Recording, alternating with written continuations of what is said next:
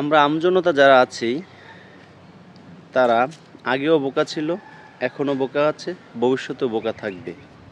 আমার কথাটার অর্থ হচ্ছে এই যে দেখুন, যারা রাজনীতি করে তারা কখনো মাঠে নামে না, বা তাদের সন্তানরাও কখনো মাঠে নেমে মিছিল মিটিং অ্যাটেন্ড করে না। যারা নেতা কিংবা রাজনীতি করে তাদের সন্তানরা সবাই বিদেশে পড়াশোনা করে, দেশের টাকা নিয়ে দেশের মানুষকে ঠকিয়ে দেশের অর্থ সম্পদ লুটপাট করে, আর দেশের সাধারণ মানুষগুলো রাস্তায় নামে।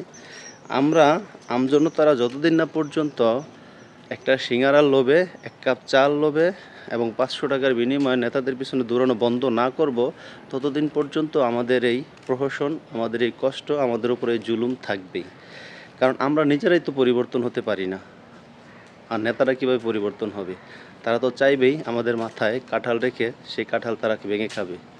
অতএব আমাদেরকে সচেতন হতে হবে। আমরা যতক্ষণ না পর্যন্ত সচেতন না হব, ততক্ষণ পর্যন্ত এদেশ ঠিক হবে না। এদেশের নেতারা, এদেশের সমাজ, কোনো কিছু ঠিক হবে না। কোনো একজন লোক বলেছিল, যদি কোনো জাতিকে ধ্বংস করতে হয় তাহলে ওই দেশে বোমা মারা লাগবে না, তাদেরকে বিষ খাইয়ে মারা লাগবে না, তাদের শিক্ষা ব্যবস্থাকে ধ্বংস করে দিলেই তার এমনিতেই আস্তে আস্তে ধ্বংস হয়ে যাবে। তো আমাদের দেশটাতে মনে হচ্ছে শিক্ষা ব্যবস্থাটাকে পুরোই ধ্বংস করে দিয়েছে, যার ফলশ্রুতিতে দেশের এই হাল অবস্থা। যদি মানুষ শিক্ষিত হতো, যদি মানুষ সচেতন হতো, তাহলে যত সামাজিক, রাজনৈতিক, আন্তর্জাতিক সব পর্যায়ের ত্রুটিগুলো, ভুলগুলো তারা সংশোধন করতে পারতো, ধরতে পারতো এবং সেটার বিচার বিশ্লেষণ করে সমাধান করতে পারতো। কিন্তু এটা এখন না হয়ে এটা চরম আকার ধারণ করেছে, একটা ভাইরাসের মতো ধারণ করা হয়েছে। আমরা যতদিন না পর্যন্ত সচেতন হব, ততদিন পর্যন্ত সমাজ থেকে এই সমস্যা কখনো সমাধান দূর হবে না। আমাদের নিজেদেরকে আগে সচেতন হতে হবে। আমরা নিজেরাই আগে ভালোমন্দ বিচার করতে হবে।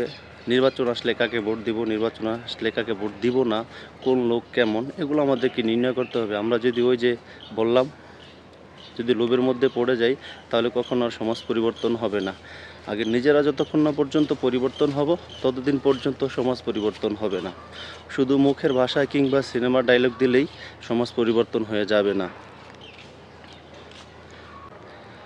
আগে শুনতাম কিংবা সিনেমায় দেখতাম রাজনীতি করতো রাজার ছেলেরা, আর এখন রাজনীতি করে টোকাই রাস্তার ছেলেরা, মূর্খরা রাজনীতি করে।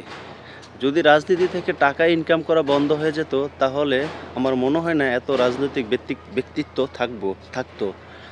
এমন অনেক লোক আছে যারা রাজনীতি করে, যারা বড় বড় পদে আছে, এমপি মন্ত্রী হয়, তারা মাইক্রোফোন হাতে নিয়ে দুটি কথা বলার মতো সামর্থ্য তাদের থাকে না, সে যোগ্যতা থাকে না। কলেজতে কলম ভাঙে এমন অনেক লোকও সংসদে গিয়েছে। তাহলে এ জাতি থেকে কীভাবে এত উন্নয়ন আশা করেন, এত ভালো আশা করেন? সত্যিই আমরা বোকা জাতি, আর বোকা জাতি হওয়ার কারণেই আমাদের দেশের আজকের এই পরিস্থিতি।